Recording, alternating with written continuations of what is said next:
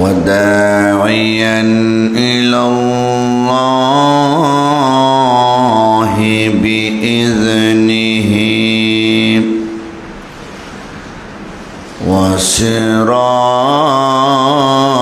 وسراجا منيرا.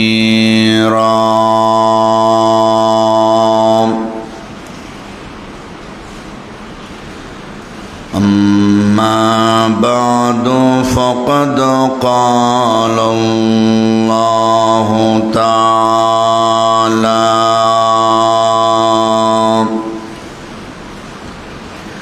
في كلامه المجيد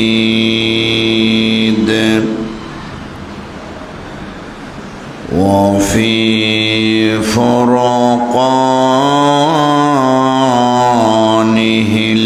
الحميد.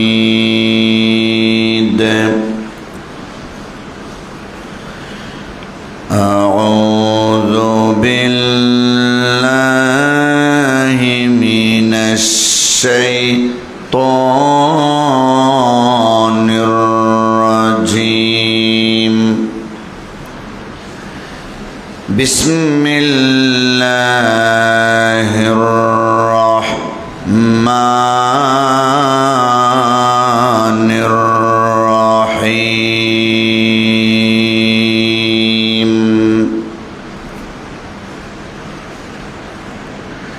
وآت ذا القربى حقه والمسكين وابن السبيل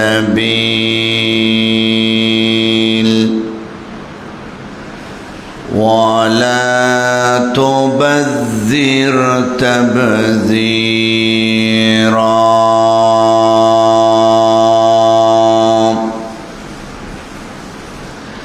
إن المبذرين كانوا إخوان الشياطين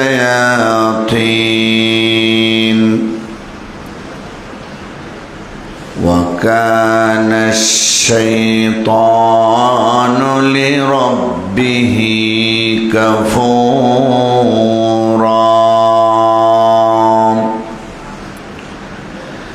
وإما تعرضن عنهم ابتغاء رحمة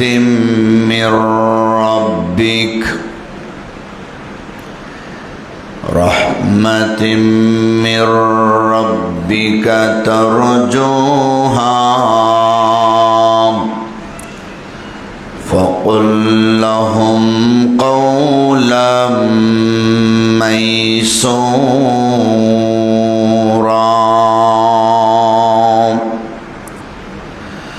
ولا تجعل يدك مغلولة إلى عنقك ولا تبسطها كل البسط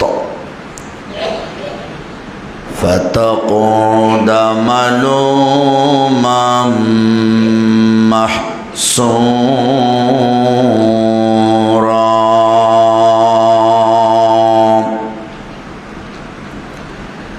وقال النبي صلى الله عليه وسلم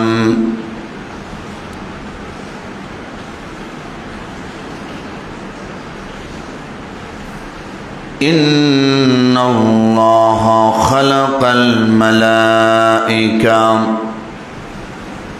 وركب فيهم العقل وخلق البهائم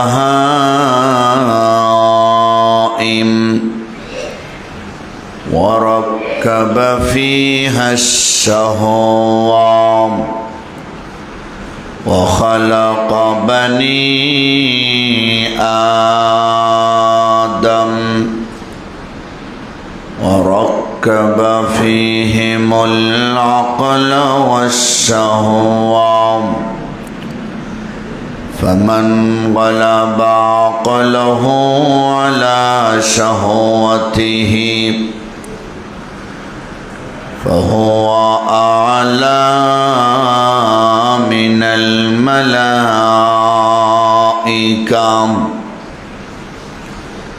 ومن غلبت شهوته على عقله فهو أدنى من البهائم أو كما قال عليه الصلاة والسلام صلى الله على سيدنا ومولانا محمد وعلى آله وأصحابه وسلم صلى الله على سيدنا ومولانا محمد وعلى آله وأصحابه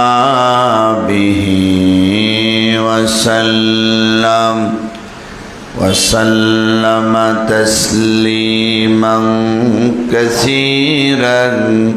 كثيرا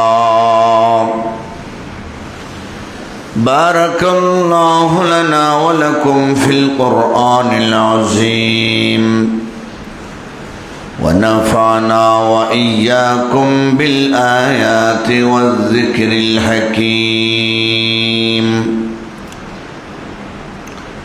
সম্মানিত মুসল্লিয়ানে কেরাম, বাসা বাড়িতে অবস্থানরত পর্দার আড়ালে সম্মানিতা শ্রদ্ধেয় মা ও বোনেরা, মহান আল্লাহ রব্বুল আলামিনের দরবারে লক্ষ কোটি শুকর আদায় করছি, যিনি আমাদেরকে অত্যন্ত দয়া এবং অনুগ্রহ করে পবিত্র জুমার দিনে আল্লাহর পবিত্র ঘরে উপস্থিত হয়ে কোরআন হাদিসের আলোচনা শোনার তৌফিক দান করেছেন। এজন্যে আমরা সবাই সেই মহান আল্লাহ পাকের শাহী দরবারে হৃদয়ের গভীর থেকে শ্রদ্ধার সাথে শুকর আদায় করি এবং বলি আলহামদুলিল্লাহ।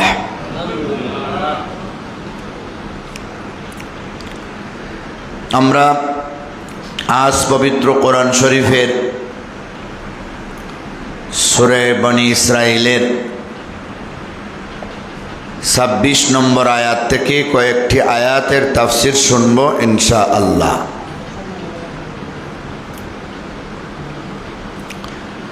আল্লাহ রব্বুল আলামিন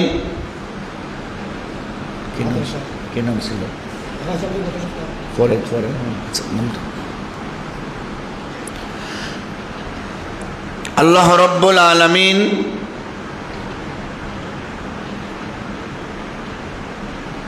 আমাদেরকে এই দুনিয়াতে সৃষ্টি করছেন তার ইবাদত বন্দেগী করার জন্য।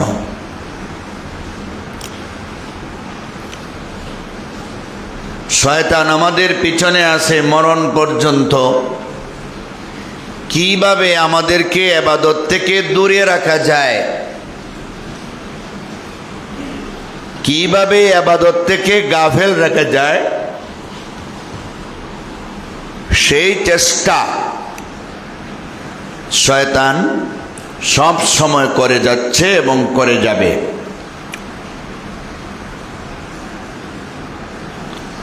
এই শয়তানের দুঃখা থেকে আমরা বেঁচে থাকতে হবে। আল্লাহ পাকের ইবাদত বন্দেগী আমরা সঠিকভাবে পালন করতে হবে। আজকের তেলাওয়াতকৃত আয়াতে আল্লাহ রব্বুল আলামিন কি আলোচনা করতে চান, কি আমাদেরকে বোঝাইতে চান, সেই কথাটাই আমরা শুনব, জানব, মানার চেষ্টা করব।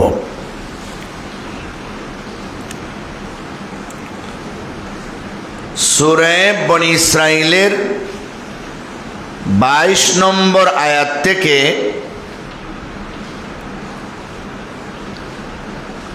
প্রায় 25টা বিধিবিধানের কথা আল্লাহ রব্বুল আলামিন আলোচনা করেছেন।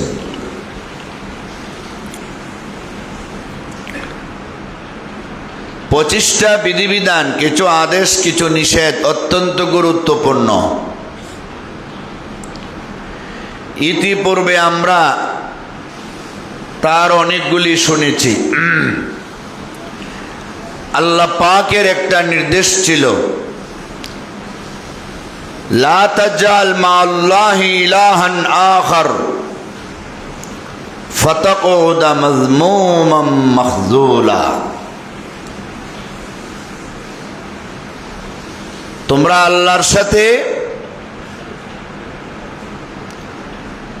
অন্য কেউরে শরীক করো না, গায়রুল্লাহরে শরীক করো না, এটা ছিল আল্লাহর একটা নিষেধ।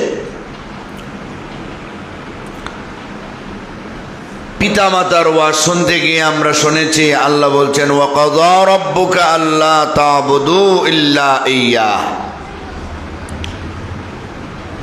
আল্লাহ পাক তোমাদেরকে হুকুম করেছেন,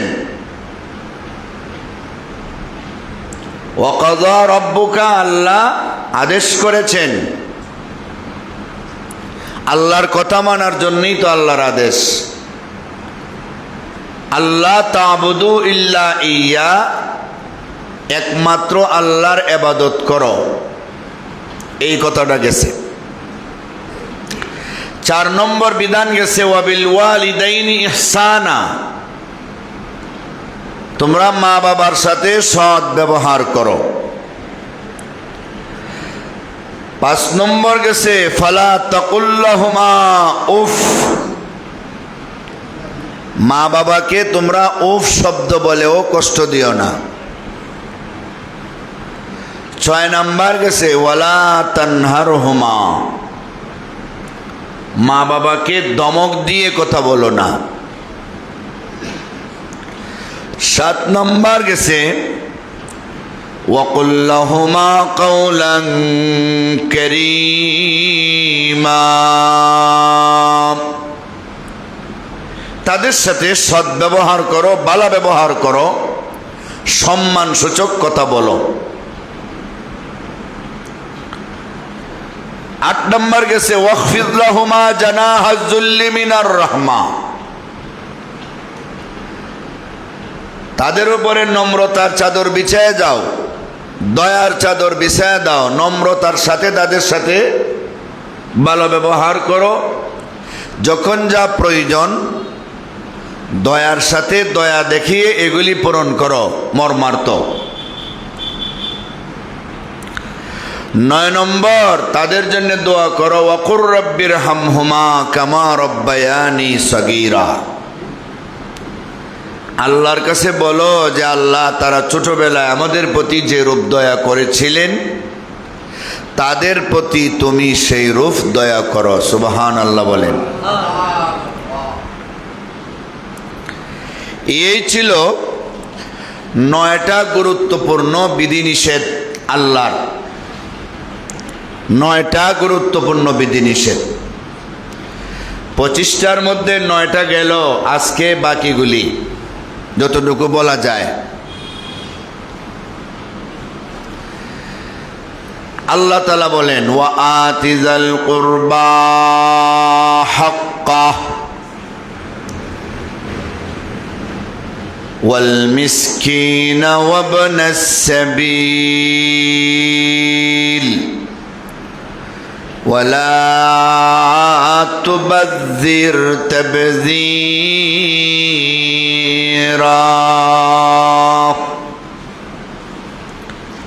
10 নম্বর বিধান আল্লাহ বলেন ওয়া আতিযাল কুরবা হাক্কা, নিকটাত্মীয় যারা, আত্মীয় স্বজন যারা, রক্ত সম্পর্কীয় যারা, তাদের হক আদায় করো বিল বিররি ওয়াসসিলা,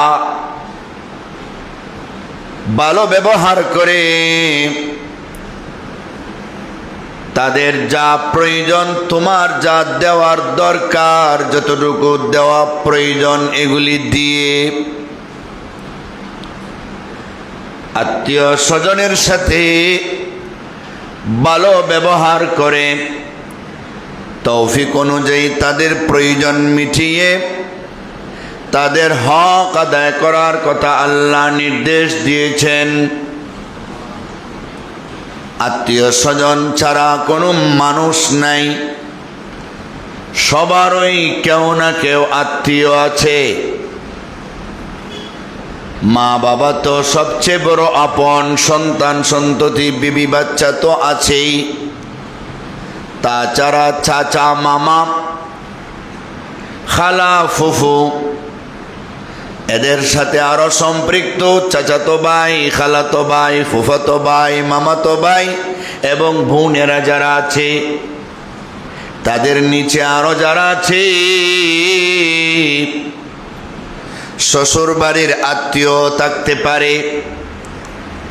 যাদেরকে আপনি আত্মীয় মনে করেন, সামাজিকভাবে যাদেরকে বাড়িতে দাওয়াত না দিলে আপনার সমস্যা হবে মনে করেন,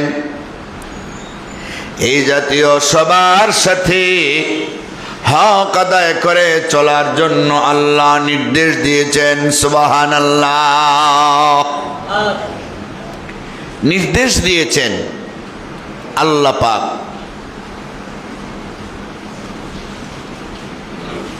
আত্মীয় স্বজনের মধ্যে কেউ আপনার বাড়ির আশপাশে ঘর বানাই আছে, কেউ একটু দূরে আছে, এমন লোকও থাকতে পারে যাদেরকে সাহেবে বিল জাম বলে, যারা দূরবর্তীতে আছেন।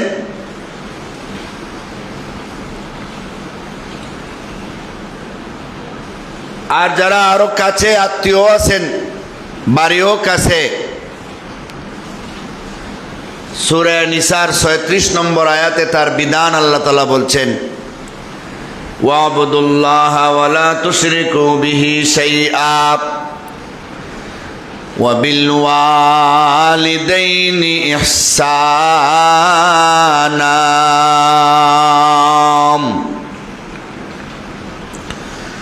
ওয়া বিযিল কুরবা واليتامى والمساكين والجار ذي القربى والجار الجنب والصاحب بالجنب وابن السبيل وما ملكت أيمانكم إن الله لا يحب من كان مختالا فخورا। আল্লাহ পাক ওয়াবিজিল কুরবা বলে নিকটাত্মীয় যারা একবারে কাছের লোক তাদেরকে বোঝাইছেন। ওয়াল জারিজিল কুরবা বলে বাড়ির কাছের মানুষ, আবার আত্মীয়। বাড়ির কাছের মানুষ আবার তারা মুসলমানও, এমন লোকদেরও বুঝাইছেন। ওয়াল জারিল জুনুব দ্বারা বাড়ি থেকে একটু দূরের মানুষ, মানে এক গ্রামে আছে, সেটা মুসলমানও হতে পারে অমুসলমানও হতে পারে। এই জাতীয় কথাও আল্লাহ বলেছেন সূরা বনী ইসরাইলের আমার তেলাওয়াতকৃত আয়াতে 26 নম্বর আয়াতে আল্লাহ 10 নম্বর বিধান জারি করতে গিয়া বলেন, যারা তোমাদের আত্মীয় তাদের হক আদায় করে চলো, তাদের সাথে বিচ্ছিন্নতাবাদী করো না, না হলে আমি আল্লাহর কাছে তোমরা আটকা পড়ে যাইবা। যারা আত্মীয়তার সাথে ভালো ব্যবহার করে হক আদায় করে, তারা সমাজে কোনোদিন লাঞ্ছিত হয় না, অপমানিত হয় না, তারা কোনোদিন আমি আল্লাহর পক্ষ থেকে গজবের সম্মুখীন হবে না। নবী রাহমাতুল লিল আলামিন গারে হেরায় জিব্রাইলের মোয়ানাকার চাপা খাইয়া কষ্ট পাইয়া খাদিজাতুল কুবরা রাদিয়াল্লাহু তাআলা আনহার কাছে গেলেন। ইয়া খাদিজা জাম্মিলুনি, খাদিজা গো আমারে কমলি দিয়া আবৃত করো। লাকাদ খাশিতু আলা নফসি, আমার জানের ভয় লাগে, আমারে এমন একজন লোকে আইসা বুকে চাপ দিয়া পড়ার কথা বলে, আমার তো মনে হয় আমি আর বাঁচব না, আমি মরে যাব। ফাকালাত খাদিজাতু কাল্লা ওয়াল্লাহি লা ইউখজিকাল্লাহু আবাদা ইন্নাকা লাতাসিলুর রাহিমা ওয়া তাসদুকুল হাদিসা ওয়া তাহমিলুল কাল্লা ওয়া তাকসিবুল মাদুম ওয়া তাকরিয যায়ীফ ওয়া তুঈনু আলা নওয়াইবিল হক। ওগো আমার প্রাণের স্বামী, ওগো রাহমাতুল লিল আলামিন, আমি আল্লাহর কসম খেয়ে বলতে পারি, আল্লাহ আপনার মতো গুণওয়ালা মানুষকে কখনো ধ্বংস করতে পারেন না। এমন মানুষ সমাজে ধ্বংস হতে পারেই না। ওগো মায়ার নবী, আপনার কাছে এমন কিছু গুণ আছে যেই গুণগুলি থাকলে ওই মানুষটাকে আল্লাহ কখনো ধ্বংস করেন না। আপনি আত্মীয়তার সাথে ভালো ব্যবহার করেন, সম্পর্ক জুড়ে রাখেন, নষ্ট করেন না।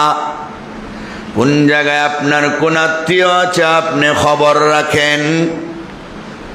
আর আপনি মহাসত্যবাদী, আপনি দুর্বলদের বোঝা বহন করেন, অসহায়দের পাশে আপনি দাঁড়ান, আপনি মেহমানদের সেবা করেন, সত্যের পথে আইসা যারা বিপদগামী হয় তাদেরকে আপনি সাহায্য করেন। এই গুণগুলি যার কাছে পাওয়া যায়, একটা গুণও যার কাছে পাওয়া যায়, তার আল্লাহ ধ্বংস করেন না, করতে পারেন না। এমন সবগুলি গুণ আপনার কাছে আছে, সুতরাং আপনাকে আল্লাহ ধ্বংস করতে পারে না।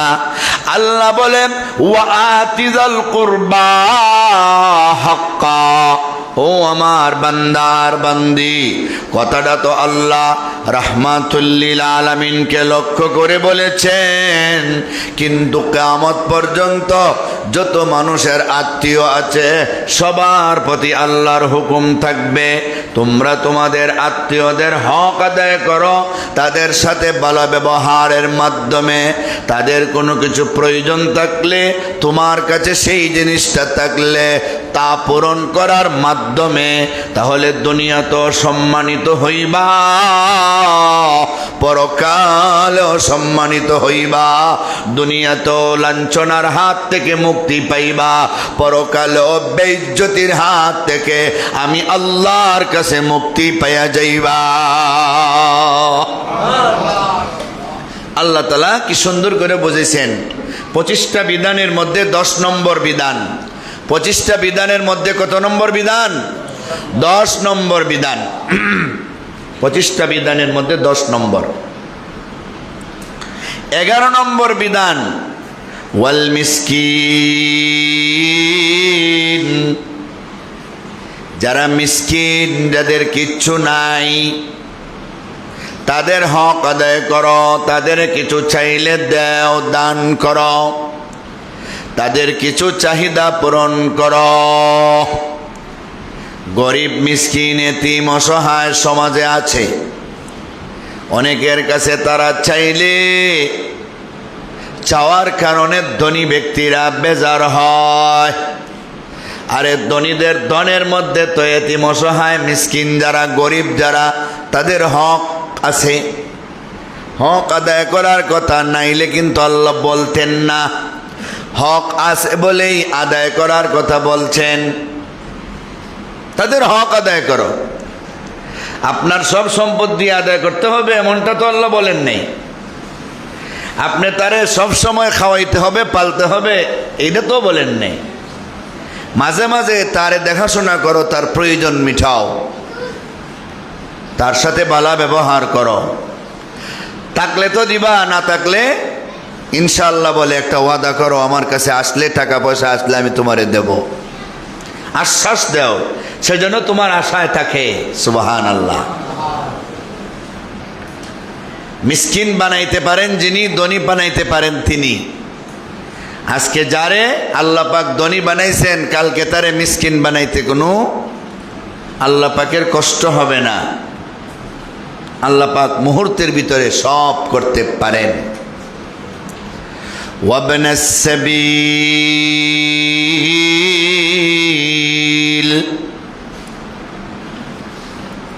মিসকিন গেল 11 নম্বর বিধান। এখন 12 নম্বর বিধান। আল্লাহ বলেন ইবনে সাবিল যারা, মুসাফির যারা, তাদের সাথে হক আদায় করে চলো। মুসাফির কাকে বলে? একজন লোক নিজের বাসস্থান থেকে 78 কিলোমিটার দূরে যাওয়ার নিয়তে সে যদি বাড়ি থেকে বের হয়, 15 দিন 14 দিন পর্যন্ত সেখানে থাকবে বা এর নিচে থাকবে। বাড়ি থেকে এই নিয়তে বের হইছে। আপনি ঢাকা যাবেন সিলেট থেকে, ঢাকা থেকে লোক আসবে সিলেটে যে কোনো কাজে 3 দিন 4 দিন 5 দিন থাকবে। তাহলে দূরত্ব তো অনেক, 78 কিলোমিটার গেলেই কিন্তু তিনি মুসাফির। বাড়ির থেকে বের হইয়া উনি যে এরিয়াতে জুমার নামাজ পড়েন, এর পরবর্তী গ্রাম, এই গ্রামের এরিয়া পার হয়ে গেলেই তিনি মুসাফির শুরু। পরের গ্রামে যদি এখন তিনি জোহরের নামাজ পড়েন, তাহলে আর তিনি 4 রাকাত পড়তে পারবেন না, 2 রাকাত পড়তে হবে। গ্রাম থেকে মাত্র বাইরেছেন, কিন্তু যেহেতু বাইরে গেছেন এতটুকু নিয়ত কইরা, যেহেতু বাইরে গেছেন এতটুকু দূরত্বে যাবেন, উনি মুসাফির নাম লাগিয়ে গেছে। উনি 4 রাকাত নামাজ পড়লে নামাজই হবে না। কয় রাকাত পড়তে হবে? 2 রাকাত। প্রত্যেক 4 রাকাত ওয়ালা ফরজ নামাজ, জোহর, আসর এবং এশা, উনি 2 রাকাত করে পড়তে হবে। ফজরের নামাজ যেহেতু 2 রাকাত, এর কোনো অর্ধেক নাই, এটা 2 রাকাতই পড়তে হবে। মাগরিব হইল 3 রাকাত, এটার অর্ধেক 1.5 রাকাত, কোনো নামাজ নাই, এটা 3 রাকাত পড়তে হবে। আর বিতির নামাজটা পড়তে হবে। বাকি সুন্নত নফল ওনার জন্য জরুরি না।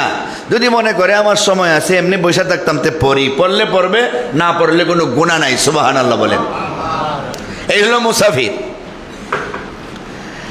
এখন 78 কিলোমিটার দূরে যাওয়ার পরে ওখানে আপনার বাবা নাই, ভাই নাই, আত্মীয় নাই, স্বজন নাই, গ্রাম নাই, এলাকা নাই, এখানে আপনি অসহায়।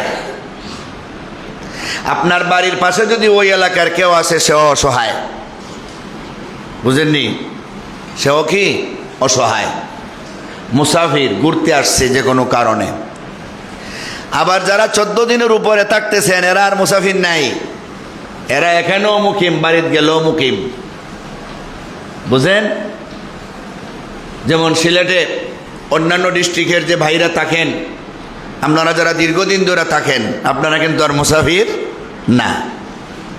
বাড়িতে গেলে আপনারা মুসাফির না, এখানে যেহেতু বেশি দিন থাকেন, এখানেও মুসাফির না। হ্যাঁ, আসা যাওয়ার পথে রাস্তায় মুসাফির। বুঝছেন? রাস্তায় মুসাফির।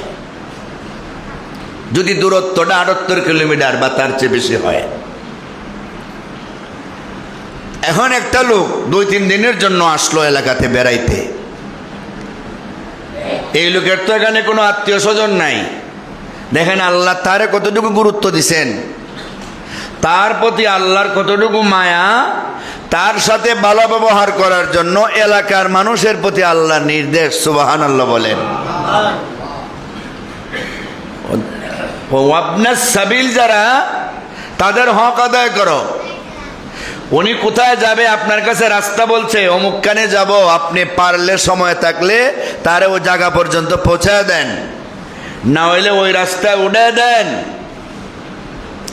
জিজ্ঞাসা করেন আপনি অনেক দূর থেকে আসছেন, খাওয়া দাওয়া করছেন, খাবারের টাইম, আসেন আমার সাথে ডাইল ভাত যা আছে নসিবে আমার সাথে খাবেন, বসেন চায়ের স্টলে, 1 কাপ চা খেয়ে যান। আপনার বাড়ি অমুক ডিস্ট্রিক্ট, অনেক দূর থেকে আসছেন, আপনি তো আমার এলাকার মেহমান, আপনি তো আমার এলাকার মেহমান, আপনি এখানে বসেন, হক আদায় করেন।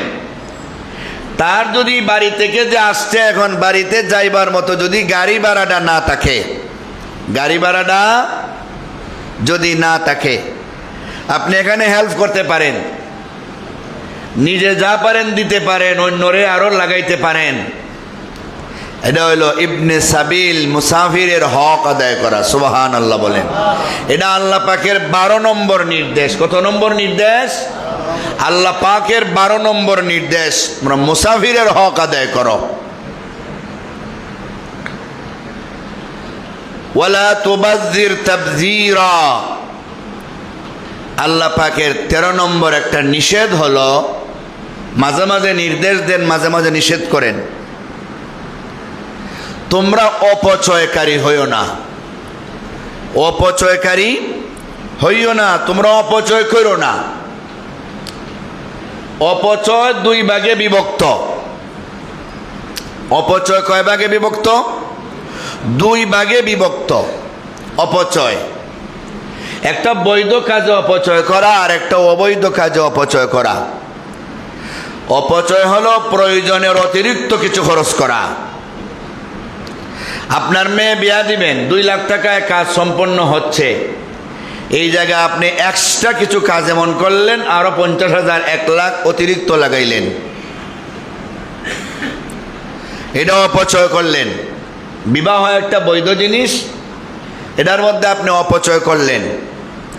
এটা মারাত্মক ধরনের কোনো গুনাহ হবে না যদিও, কিন্তু আপনার একটা ক্ষতি তো অবশ্যই আছে, সেটা আল্লাহ পরে বলবেন।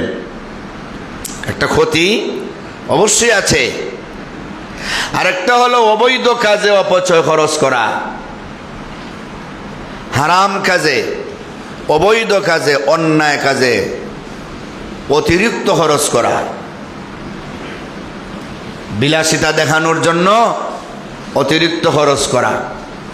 কেউরে মিথ্যা মামলার আসামি দেয়া দিলেন, তারে যেন পুলিশে নেকটা ফিটা দেয়, পুলিশের টাকা 50,000 দিয়া দিলেন, ওই দেখেন অন্যায়ের মধ্যে, অবৈধর মধ্যে অপচয় করতেছেন। এই জাতীয় যতটা অবৈধ কাজ আছে অপচয় খরচ করা। বৈধ কাজে অপচয় খরচ করারে ইসরাফ বলে, অবৈধ কাজে অপচয় খরচ করারে তাবজির, ইবজার, এরকম তাবজির বলে, তাবজির বলে। যারা অবৈধ কাজে অবৈধভাবে অপচয় করে,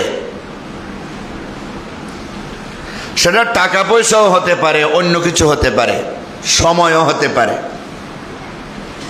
বৈধ কাজেও টাকা পয়সা, সময় বা বিভিন্ন জিনিস হতে পারে। আপনি অজু করতেছেন, 1 বদনা পানি দিলে আপনার অজু হবে, আপনি 6 বদনা খরচ করলেন, অপচয়। পানি নষ্ট করলেন, এমন হতে পারে কারেন্ট থাকবে না 3 দিন, তো আপনি পানি না খাইয়াও মরতে পারেন, এটা আপনার ক্ষতি হতে পারে। যারা অবৈধ কাজে অপচয় করে তাদেরকে আল্লাহ তাআলা কি বলতেছেন শুনেন। ইন্নাল মুবাযযিরিনা কানু ইখওয়ানাশ শায়াতিন ওয়া কানাশ শাইতানু লিরাব্বিহি কাফুরা। যারা অবৈধ কাজে অপচয় করে তাদেরকে আল্লাহ বলছেন এরা শয়তানের ভাই। নাউজুবিল্লাহ বলেন। শয়তানের ভাই বলছেন। কার ভাই? শয়তান খুব ভালো নাকি? শয়তান তো পৃথিবীর মধ্যে সবচেয়ে নিকৃষ্ট। শয়তান পৃথিবীর মধ্যে সবচেয়ে নিকৃষ্ট। সে সবচেয়ে বড় জাহান্নামী, বড় পাপিষ্ট। তা হের ভাই আল্লাহ বানাইছেন। তার মানে যে কাজটা আপনি করলেন এটা শয়তানের কাজ আপনি করলেন। শয়তান তার রবের কাছে সে অনেক বড় নাফরমানিতে ধরা খাইছে, নাফরমানি করতেও আছে। সে তার রবের একটা কথাও সে মানে না, তার একটা কথাও মানে না। সে আল্লাহর গুর বিরোধী, অকৃতজ্ঞ, অপচয়কারী, অবৈধ পথে এরা শয়তানের ভাই। শয়তান 24 ঘন্টা চাইবে আপনাকে নাফরমানি করে জাহান্নামে নিবে।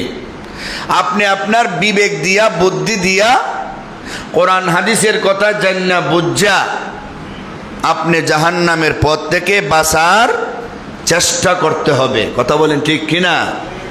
জাহান্নামের পথ থেকে বাঁচার চেষ্টা করতে হবে, না হলে শয়তানে তো আপনাকে জাহান্নামে নিয়েই যাবে। তারপরে আয়াত আল্লাহ বলেন وَإِمَّا تُعْرِضَنَّ عَنْهُمُ ابْتِغَاءَ رَحْمَةٍ مِّن رَّبِّكَ تَرْجُوهَا فَقُل لَّهُمْ قَوْلًا مَّيْسُورًا।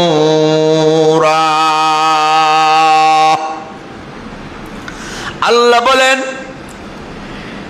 যেই তিন দলের হক আদায় করার কথা, আত্মীয় স্বজনের হক আদায় করার কথা, মিসকিনের হক আদায় করার কথা, মুসাফিরের হক আদায় করার কথা একটু আগে আল্লাহ আলোচনা করলেন। বললেন তাদের কেউ যদি তোমাদের কাছে আইসা হাত পাতি তোমাদের কাছে তাদের হক আদায় কইরা দেওয়ার মতো যদি কিছু থাকে তত দিবা, যদি না থাকে তাদের সাথে খারাপ ব্যবহার করো না, দমক দিয়ে কথা বলো না, তাদেরকে বুঝে বলো আরে তোমার কষ্ট দেখে আমার কষ্ট লাগতেছে, আহারে এই মুহূর্তে তোমাকে দেওয়ার মতো আমার অবস্থা নাই, এখন আমার কাছে দেওয়ার মতো কিছু নাই। ইনশাআল্লাহ পরবর্তীতে সময় পালে, সুযোগ পেলে, আমার কাছে টাকা পয়সা থাকলে আমি তোমারে দিব ইনশাআল্লাহ। এরকম একটা আশা দিয়া তারে বিদায় দিও, তার সাথে খারাপ ব্যবহার করো না। যারে আল্লাহ এইভাবে দুর্বল বানায়া আপনার কাছে পাঠাইছেন, কালকে এমন হতে পারে আপনারে দুর্বল বানায়া তার কাছেও পাঠাইতে পারেন। ঠিক না বে ঠিক? তার সাথে সহজ ভাষায় কথা বলো, তার সাথে ভালোবাসায় কথা বলো, তার সাথে নম্রতার সাথে কথা বলো। আল্লাহ তাআলা সুন্দর করে বুঝাইয়া দিছেন। এরপরে আয়াতে আল্লাহ বলেন ওয়ালা তাজাল ইয়াদাকা মাগলুলাতান ইলা উনুকিকা ওয়ালা তাবসুতহা কুল্লাল বাসত ফাতাকুদ মালুমান মাহসুরা।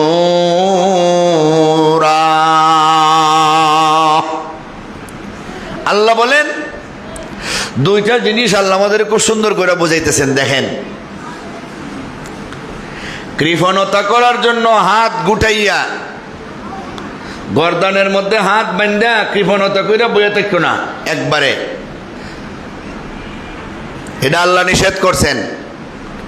এমন কিফটামি করলা, এমন বখালতি করলা, এমন কৃপণ হইলা, মানুষ তোমাকে নিন্দার চোখে দেখবে। মানুষ তোমাকে বলবে আরে ওর কথা বাদ দাও, এর মতো কৃপণ আমাদের এলাকায় আরেকটাও নেই। ও নিজেও খায় না, বিবি বাচ্চারও ঠিক মতো খাওয়ায় না, কেউ কিছু চাইলে তারও ঠিক মতো দেয় না। হে শুধু হায় মাল হায় সম্পদ করে খালি জমায়, সে শুধু নিতে জানে, সে দিতে জানে না।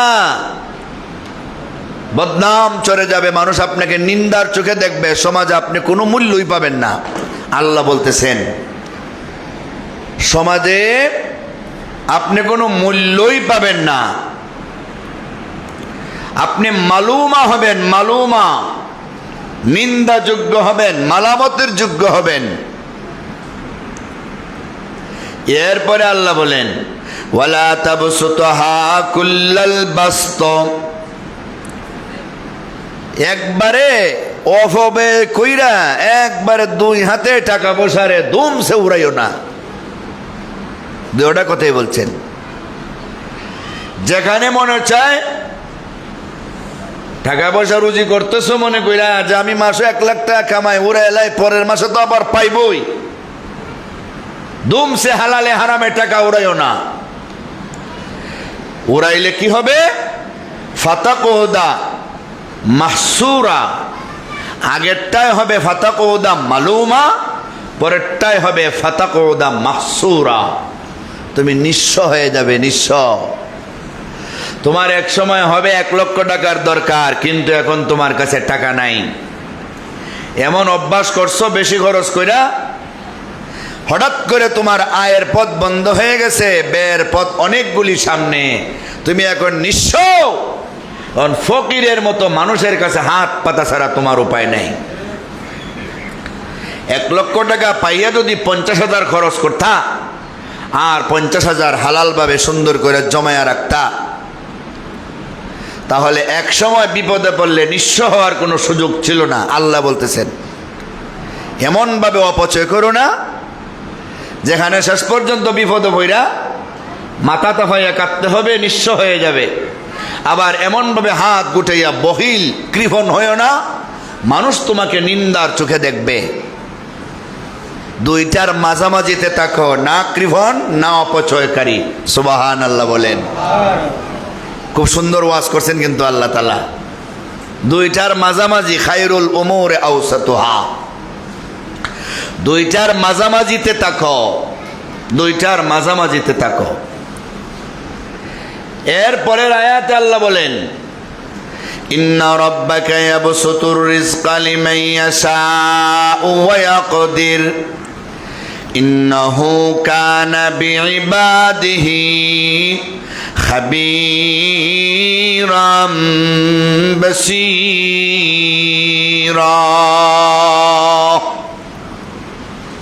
নিশ্চয় আল্লাহ যার মনে চায় রিজিক প্রশস্ত করে দিতে পারেন, আবার যার মনে চায় তার রিজিকটারে আড়েয়া গুঠাইয়া একবারে কম করে দিতে পারেন, সংকুচিত করে দিতে পারেন। সেই ক্ষমতা আল্লাহ পাকের আছে, এটা আল্লাহ ব্যবস্থা করে দেন। কার রিজিক কতটুকু হবে এটা একমাত্র আল্লাহ দেন। কতটুকু পাবে, কতটুকু খাবে, কতটুকু বুক করবে, সবকিছু কে জানেন? আপনার ভাগ্যে যদি না থাকে আপনি পাইতে পারেন কিন্তু বুক করতে পারবেন না। কত মানুষ কোটি কোটি টাকার মালিক, সম্পদে ভরা, বেমার হয়েছে, অসুস্থ হয়েছে, তার সন্তান, তার আত্মীয় স্বজন, তার আপনজন তার জন্য অনেক ফল ফলাদি খাবার দাবার নিয়ে আসে, তারে খাইবার জন্য দেয়, কিন্তু সে খাইতে পারে না। তার গলায় দিয়া খাবার নামে না, গলায় দিয়া খাবার ঢুকে না, খাইলেই বমি করে দেয়, কঠিন বেমার হয়ে গেছে। আল্লাহ বলেন তোমাকে আমি সম্পদ দিছি, এখানে আমার ইচ্ছা, কিন্তু তোমারে খাইতে দিব না, এটা আমার আরেকটা ইচ্ছা, আমার আরেকটা ইচ্ছা। সম্পদ তৈয়াও আপনি খাইতে পারছেন না। আর আল্লাহ যদি কেউরে খাওয়াইতে চান, সম্পদ না থাকলেও দেখবেন হের খাবারের অভাব নাই। এমন একটা গরিব মানুষ, তারে আল্লাহ এলাকার ধনীদের প্রিয় বানিয়ে দিবে। ধনীদের স্বাভাবিক একটা ভালো অনুষ্ঠানে ভালো একটা মাছ কিনে আনলে, ভালো মাংস কিনে আনলে বলবে অমুকরে একটু দাওয়াত করে খাওয়াই, লোকটা আল্লাহওয়ালা, আমরা যখন ভালো খাই তারে একটা অক্ত খাবার খাওয়াই দেই। ওই লোকে বোয়াল মাছ কেনার ক্ষমতা নাই, শীতল মাছ কেনার ক্ষমতা নাই, ওই লোকে গরুর গোস্ত খাসির গোস্ত কেনার ক্ষমতা নাই, কিন্তু এই লোকটারে আল্লাহ এলাকার এমন প্রিয় বানিয়ে দিছে, তার টাকা পয়সা না থাকলেও সে কোনো অক্ত গরুর গোস্ত খাসির গোস্ত আর বোয়াল মাছ আর শীতল মাছ আর ইলিশ মাছ ছাড়া খায় না। সুবহানাল্লাহ বলেন। আল্লাহ বলেন, তোমারে আমি সম্পদ দিছি না, এটা আমার ইচ্ছা, তবে তোমারে যে ভালো খাবার দিব এটা আমার আরেকটা ইচ্ছা। সব ইচ্ছা কার? আল্লাহর। সেই কথাটাই আল্লাহ বলেন, ইন্না রাব্বাকা ইয়াবসুতুর রিজকা লিমান ইয়াশাউ ওয়া ইয়াকদির ইন্নাহু কানা বিইবাদিহি খাবীরাম বাসীরা। আল্লাহ যারে তা চান তার রিজিক প্রশস্ত করে দিবেন, যারে চান তার রিজিকটারে আল্লাহ সংকুচিত করে দিবেন। আল্লাহ তার বান্দাদের সব খবর রাখেন, সব দেখেন, কে কি অবস্থায় চলে, সবটা আল্লাহ শুনেন, সবটা আল্লাহ দেখেন, সবটা আল্লাহ খবর রাখেন। আমাদের চলা দিকে তো আল্লাহ তাআলা হাসেন, রাগ করেন না। কারণ রাগ করেন না এই কারণে যে চলুক, কয়দিন পরে তো আমার কাছে আসবো, রাগ করলেও আমি করতে পারবো, ফিটাইলেও আমি ফিরতে পারবো, কেউ তো আমারে বাধা দেওয়ার শক্তি নাই। যা চলবার চললা যাক, পরীক্ষার হল হিসাবে। আর আমরাও চলতে চলতে এমনভাবে লাগামহীন চলাফেরা শুরু করি যে আমারে তো আর কেউ বাধা দেয় না, আমারে আর কে বাধা দিবে? এলাকার সবচেয়ে প্রভাবশালী আমি, যেমনে মনে হয় চললেও আমারে বাধা দেওয়ার মতো ক্ষমতা কেউ নাই। আমরা শুধু নাফরমানির গাড়ে চলতেই থাকি। আল্লাহ আমাদের আযাবার গজব দেন না দেখে আমরা মনে করি যে আমার এই ভুল মনে হয় আল্লাহর কাছে ধরা পড়ে না। আল্লাহ সব দেখেন, সব খবর রাখেন, সব শুনেন। একদিন ধরবেন, যেদিন আর ছাড়বেন না, ছাড়াইবার মতো কোনো লোকও সেদিন পাওয়া যাবে না। পেয়ারে হাজিরিন, এই জন্য আমরা আল্লাহ পাকের বিধিবিধানকে সুন্দরভাবে মাইন্না চলার চেষ্টা করব। রাজি আছি না ইনশাআল্লাহ?